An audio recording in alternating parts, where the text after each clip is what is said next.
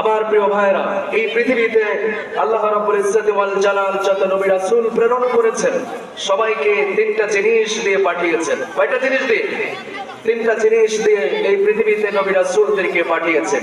সেই তিনটা জিনিস কি? আমরা একে একে সব বিষয়গুলো আলোচনা করব। আমার প্রিয় ভাইরা, আল্লাহ রাব্বুল আলামিন এই পৃথিবীতে যত নবী রাসূল প্রেরণ করেছেন সবাইকে তিনটা জিনিস দিয়ে প্রেরণ করেছেন।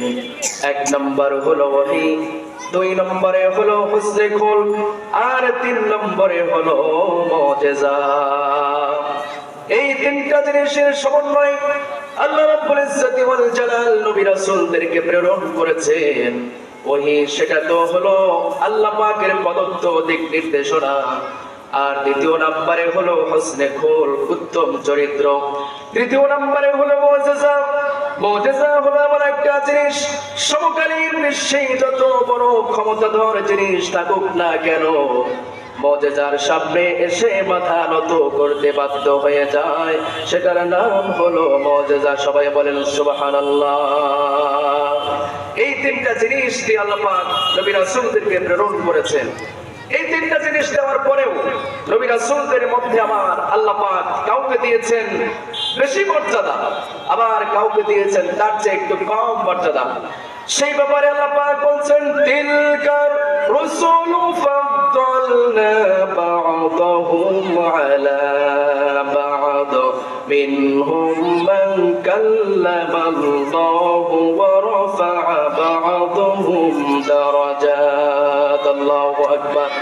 আল্লাহ পাক বলেন, এ সকল নবী রাসূলদের মধ্যে আমি কাউকে দিয়েছি মর্যাদার দিক থেকে শ্রেষ্ঠত্ব, আবার কাউকে দিয়েছি তার চাইতে কম শ্রেষ্ঠত্ব।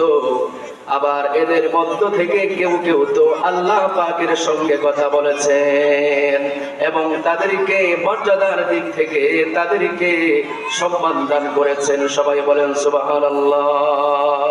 এই তিনটা জিনিসের সমন্বয় আল্লাহ পাক নবী রাসূলদেরকে প্রেরণ করেছেন, আবার সম্মান দিয়েছেন, মর্যাদা দিয়েছেন। কিন্তু নবী রাসূলদের মধ্যে যাকে যত বড়ই সম্মান আর মর্যাদা দেওয়া হোক না কেন, সবচাইতে বড় এবং শ্রেষ্ঠ মর্যাদা দেওয়া হয়েছে আমার আপনার নবী, বিশ্ব নবী জনাবে মুহাম্মদুর রাসূলুল্লাহকে। যেমন নবীদের মধ্যে হযরত দাউদ আলাইহিস সালাতু ওয়াস সালামকে আল্লাহ পাক তার কণ্ঠের ভিতরে এত মুজিজা দান করেছিলেন, এত বিস্ময়কর একটা জিনিস তাকে দান করেছিলেন। হযরত দাউদ আলাইহিস সালাতু ওয়াস সালাম যখন জবুর শরীফ তেলাওয়াত করতেন, আকাশের উড়ন্ত পাখিগুলো থেমে যেত, সমুদ্রের ভিতরে চলমান মাছগুলো থেমে যেত, আর তারা নীরব হয়ে হযরত দাউদ আলাইহিস সালাতু ওয়াস সালামের তেলাওয়াত শোনার জন্য তারা মগ্ন হয়ে যেত। তারপরে হযরত সুলাইমান আলাইহিস সালাতু ওয়াস সালামকে আল্লাহ পাক এত সম্মান আর এত মর্যাদা দান করেছেন, বাতাসকে আল্লাহ পাক তার অনুগত করে দিয়েছিলেন। হযরত সুলাইমান আলাইহিস সালাতু ওয়াস সালাম তিনি যদি চাইতেন মুহূর্তের ভিতরে পৃথিবীর এক প্রান্ত থেকে আরেক প্রান্তে যেতে, আর সঙ্গে সঙ্গে বাতাস তাকে পৃথিবীর এক প্রান্ত থেকে আরেক প্রান্তে সে তাকে তাৎক্ষণিকভাবে পৌঁছায়া দিত। হযরত ঈসা আলাইহিস সালাতু ওয়াস সালামকে আল্লাহ পাক এত সম্মান আর এত মর্যাদা দান করেছিলেন।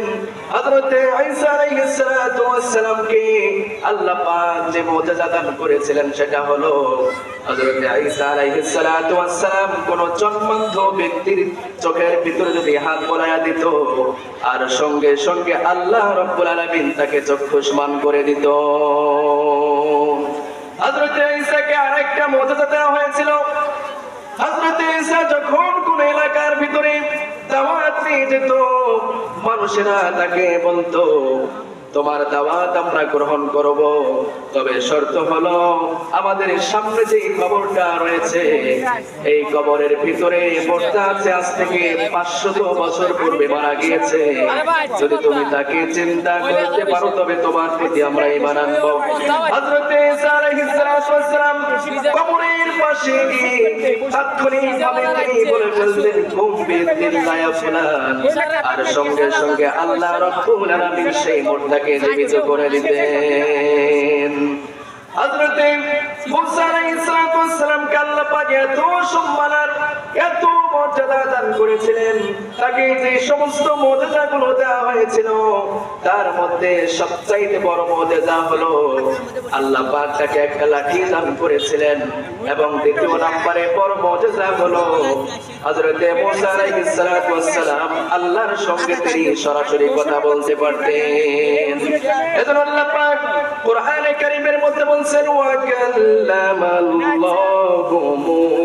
মুসা তাকলিমা। আল্লাহু আকবার।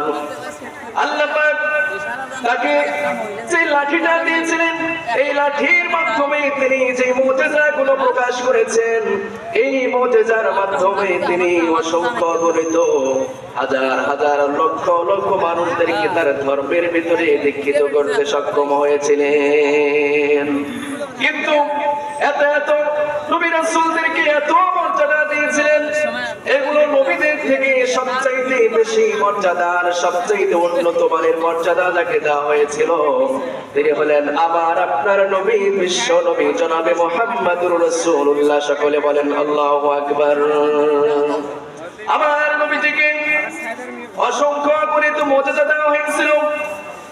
অন্যান্য নবীদেরকে 5টা 10টা 15টা মুজিজা দেওয়া হয়েছিল, কিন্তু আমার নবীজিকে আল্লাহ পাক যে মুজিজা দান করেছিলেন, আমার নবীজিকে পায়ের তলা থেকে নিয়ে মাথার চুল পর্যন্ত পুরাটাই আল্লাহ পাক মুজিজা দিয়ে ভরপুর করে দিয়েছিলেন।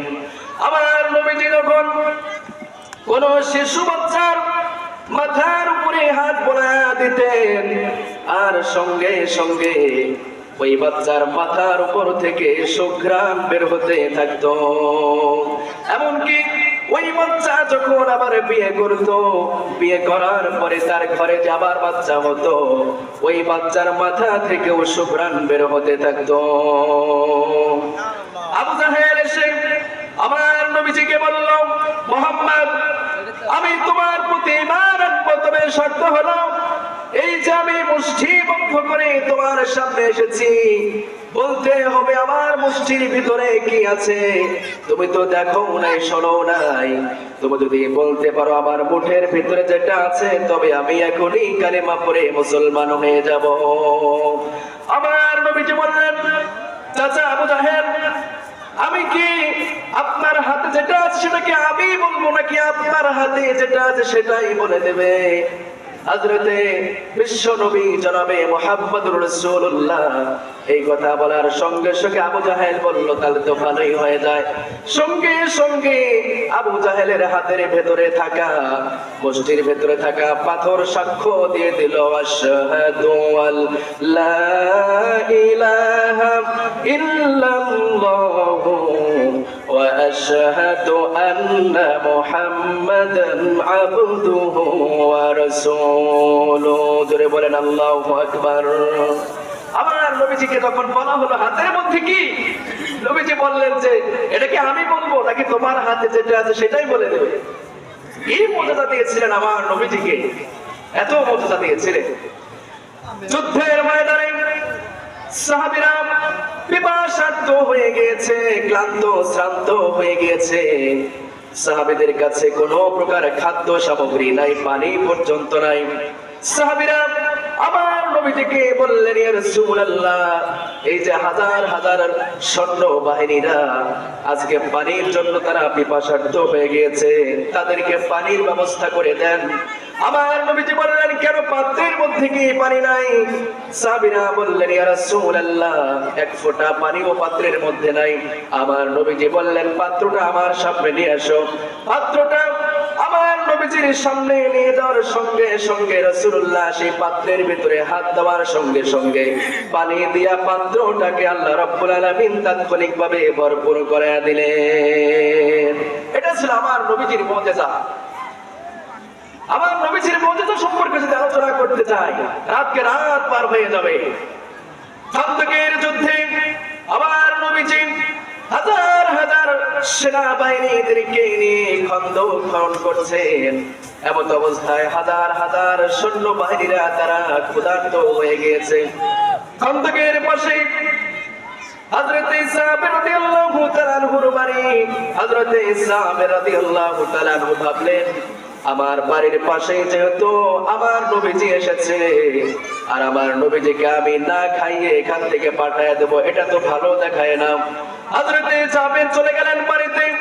বাড়িতে যাওয়ার সঙ্গে সঙ্গে হযরত সাবের রাদিয়াল্লাহু তাআলা আনহু তার বিবির সঙ্গে পরামর্শ করলেন, বিবি গো, আমাদের বাড়ির সামনে রাসূলুল্লাহ এসেছেন, রাসূলুল্লাহকে কিছু খাওয়ানোর ব্যবস্থা করতে হবে, ঘরের ভেতরে কোনো খাবার আছে নাকি? হযরত সাবেরের স্ত্রী বললেন, স্বামী, ঘরের ভিতরে কোনো খাবার নাই, তবে একটা কিছু জব আছে আর একটা বকরির বাচ্চা আছে, একেবারেই ছোট বকরির বাচ্চা, 5 থেকে 7 জন মানুষ খেতে পারবে। হযরত সাবের বললেন, তাহলে এখন কি করা যায়? বিবি পরামর্শ দিয়ে দিলেন, ও প্রাণের স্বামী, সমস্ত সাহাবীদেরকে দাওয়াত দেওয়ার দরকার নাই, আমার নবীজিকে কানে কানে দাওয়াত দিয়ে আসেন, যেন আমার নবীজি একা একা এসে দাওয়াত খেয়ে যায়। হযরত জাবের চলে গেলেন খন্দকে। খন্দকে যাওয়ার পরে আমার নবীজিকে কানে কানে বললেন, ইয়া রাসূলুল্লাহ, আমার ঘরের ভিতরে সংক্ষিপ্ত আকারে আপনার জন্য খানার আয়োজন করেছি, আপনি একটু খানা গ্রহণ করুন।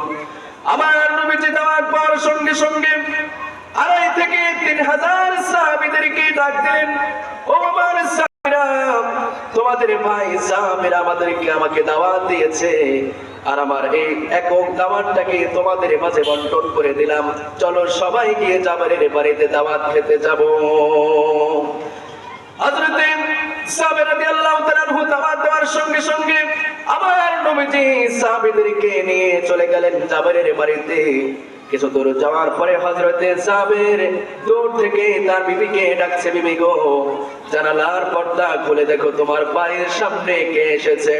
হযরত সাবেরের বিবি জানালার পর্দা খুলে দেওয়ার সঙ্গে সঙ্গে তিনি বিস্মিত হয়ে গেলেন, আশ্চর্যান্বিত হয়ে গেলেন। হযরত সাবের রাদিয়াল্লাহু তাআলা আনহু বাড়িতে প্রবেশ করার সঙ্গে সঙ্গে বিবি প্রশ্ন করলেন, স্বামী, আমি তো শুধু কেবল রাসূলুল্লাহকে দাওয়াত দিয়েছি, আর এত এত মানুষ কেন এসেছে, এখন আমরা কিভাবে খানা দেব? হযরত সাবের বললেন, বিবি, আমি তো কেবলমাত্র রাসূলুল্লাহকে দাওয়াত দিয়েছিলাম, কিন্তু রাসূলুল্লাহ সবাইকে দাওয়াত দিয়েছে। হযরত সাবের রাদিয়াল্লাহু তাআলা যখন বললেন রাসূলুল্লাহ নিজেই দাওয়াত দিয়েছেন, আর সঙ্গে সঙ্গে সাবেরের স্ত্রী বললেন, তাহলে তো কোনো টেনশনই নাই, কারণ আমার নবীজি নিজেই দাওয়াত দিয়েছেন। আমার নবীজি ঘরের ভিতরে প্রবেশ করলেন। ঘরের ভিতরে প্রবেশ করার সঙ্গে সঙ্গে সাহাবীদেরকে নির্দেশ দিয়ে দিলেন, 2,500 থেকে 3,000 সাহাবীদেরকে রাসূলুল্লাহ বললেন, তোমরা সবাই 10 জন করে সিরিয়াল ধরে দাঁড়াও। রাসূলুল্লাহর কথা মতো সাহাবীরা 10 জন করে দাঁড়িয়ে গেল, আর আমার নবীজি 3টা করে রুটি দিয়া সবাইকে পরিমিত গোশত দিয়ে দিলেন। একে একে 2,500 থেকে 3,000 সাহাবীদেরকে রাসূলুল্লাহ এভাবেই পরিবেশন করলেন। আমার নবীজি এইভাবে সাহাবীদেরকে পরিবেশন করার পরে রাসূলুল্লাহ সাহাবী রাদিয়াল্লাহু তাআলা, তোমার বিবি কোথায়, তোমার বিবি কি খেয়েছে নাকি? হযরত সাহাবীর বললেন, ইয়া রাসূলুল্লাহ, আমার বিবি তো খাওয়া দূরের কথা, আমার বিবি তো টেনশনেই বাঁচতেছে না, কারণ রাসূলুল্লাহ আপনি যে হাজার হাজার সৈন্যবাহিনী নিয়ে এসেছেন, তারা আজকে যদি খাবার না পায় তবে আমার বিবি তো লাঞ্ছিত বোধ করবে, এই জন্য আমার বিবি ঘরে টেনশন করছে। আমার নবীজি বললেন, টেনশন করার কোনো কারণ নাই, এই যে খাবার তুমি দেখতে পাচ্ছ, হাজার হাজার সৈন্যবাহিনীদেরকে খাবার দিয়েছি, কিন্তু এখনো পর্যন্ত পাত্র থেকে একটি খাবারও কমে নাই। সুবহানাল্লাহ।